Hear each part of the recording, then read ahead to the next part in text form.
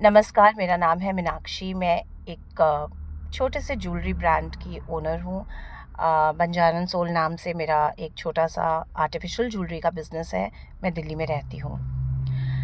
इस बिज़नेस को करते-करते बहुत सारे रीसेलर्स मेरे साथ जुड़े और अक्सर वो रीसेलर्स महिलाएँ होती हैं, जो कि कोशिश करती हैं कि छोटा-मोटा वो कोई साइड हसल करके और कुछ फ़ाइनेंशियल इंडिपेंडेंस की तरफ बढ़ें। तो कुछ लोग बड़े ब्लेस्ड होते हैं कि जिनके साथ कुछ लोग जुड़ते हैं तो वो अपने दिल का सारा हाल उनको बता देते हैं, खुल के उनसे पर्सनल मुद्दों पर भी बातें कर लेते हैं, क्योंकि शायद उनकी पर्सनैलिटी में कुछ एक ऐसा एलिमेंट होता है कि जिसकी तरफ लोग अट्रैक्ट हो जाते हैं और लोग अपनी बात खुल के कर लेते हैं किसी भी विषय पर। मैं वो खुशकिस्मत इंसान हूँ कि जिनके साथ जो भी महिलाएं जुड़ी हैं, उन्होंने हमेशा एक बहुत ही पर्सनल लेवल पर मुझसे कन्फाइड किया है, मुझसे बातें डिस्कस की हैं। एक मेरी रीसेलर हैं। मैं जब भी वीडियो में किसी का नाम लेती हूँ तो प्लीज़ ये बात ध्यान में रखिएगा कि वो नाम कभी भी असली नहीं होगा, क्योंकि मैं किसी के भी ट्रस्ट को जो उन्होंने मुझ पे रखा है इस तरीके से एक पब्लिक प्लेटफॉर्म पर उस ट्रस्ट को उछाल नहीं सकती। बट हाँ, मैं ये एग्जांपल्स के थ्रू अपनी बातों को इसलिए कन्वे करती हूँ कि ये जिनके बारे में हम बात कर रहे हैं, ये लोग आपके और हमारे में से ही हैं। ये कोई अलग दुनिया से आए हुए लोग नहीं हैं। तो इसलिए रियल लाइफ एग्जांपल देना बहुत ज़रूरी हो जाता है। तो I am talking about this reseller of mine. तो वो बहुत उदास थी, वो कुछ समय से अपना काम कंसिस्टेंटली नहीं कर रही थी। तो मेरे पूछने पर उन्होंने बताया कि वो बहुत ह्यूमिलिएटेड फ़ील करती हैं अपने घर के अंदर। अपने घर में जिस तरीके का उनको एटमॉस्फेयर मिल रहा है, उनको बहुत छोटापन फ़ील होता है। उनको ऐसा लगता है कि जैसे वो एक इक्वल फैमिली मेंबर नहीं है उस घर का। इनफैक्ट कोट अनकोट उन्हीं के शब्दों में मैं बताना चाहूँगी, उन्होंने कहा कि मीनू दीदी, वो मुझे मेरी मेड से भी ज़्यादा बदतर तरीके से ट्रीट करते हैं। My heart pained when I listen to her. तो मैंने उनसे पूछा कि क्या बात है, क्या किस बात का ट्रिगर हुआ आपको?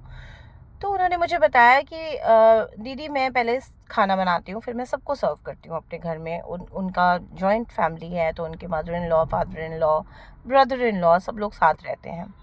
तो उन्होंने कहा कि मैं बड़े छोटों सबको खाना सर्व कर लेती हूँ और बिल्कुल एंड में जब मैं खाना खाने बैठती हूँ, तो जैसे ही मैं खाना खाने बैठती हूँ, तो मेरी मदर इन लॉ या मेरे फादर इन लॉ या मेरे जेठ जी आके मेरे को बोलते हैं, तुम्हारे हस्बैंड ने खाना खा लिया, बच्चों ने खाना खा लिया, फलाने ने खाना खा लिया, ढिकाने ने खाना खा लिया।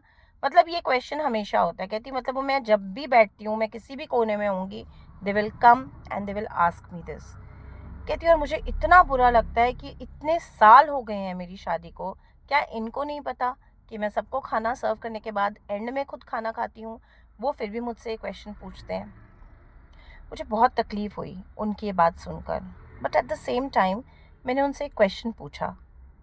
मैंने उनको कहा, आप सबसे पहले मुझे ये बताओ, आपको ये किसने बोला है कि जब आप खाना बनाओ तो आप पहले सबको खिलाओ और फिर एंड में खुद खाओ? आपको ये बात किसने बोली है? किसी ने बोली है आपको ये बात? तो उसने कहा, नहीं, मेरे को कभी किसी ने नहीं बोली। मैंने कहा, तो फिर आप एंड में क्यों खाते हो?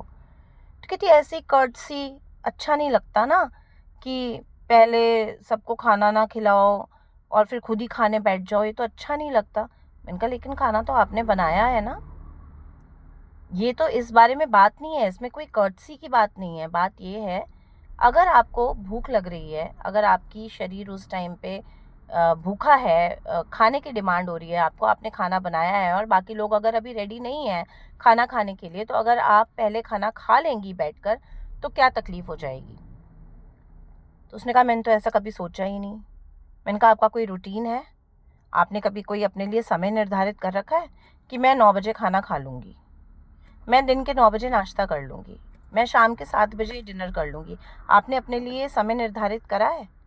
तो उन्होंने कहा, नहीं, ऐसे तो मैंने कभी नहीं सोचा, जब सब लोग खा लेते हैं मैं तो बस उसके बाद खाती हूँ।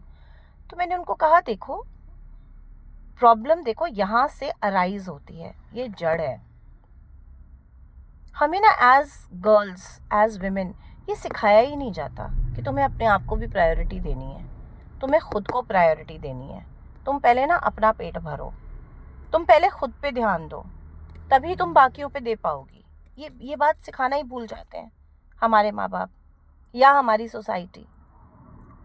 हमें ये सिखाया जाता है सेवा करो, ये करो, वो करो, गिविंग हो जाओ, अपने बच्चों का अच्छे से पालन पोषण करो, अपने पति का खूब ध्यान रखो, अपने इन-लॉज़ का खूब ध्यान रखो।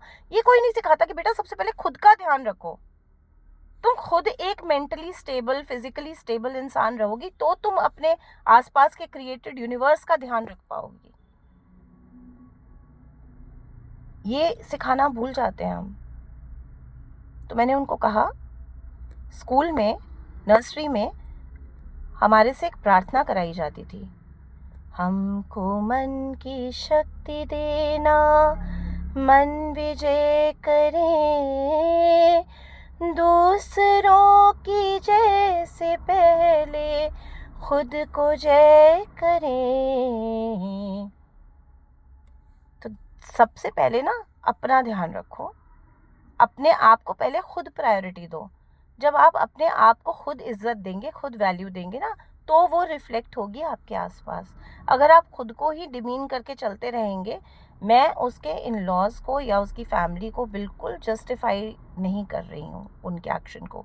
It is a very ridiculous and insensitive gesture on their part, whatever they are doing. But at the same time, what I'm saying is, the fight has to start from you. आप उनसे कैसे उम्मीद कर सकते हो, उन नालायकों से, कि वो इस बात को समझेंगे जब आप खुद ही नहीं समझे हो इस बात को। पहले खुद तो समझो। आपकी क्या राय है इस बारे में, प्लीज़ मुझसे शेयर कीजिए।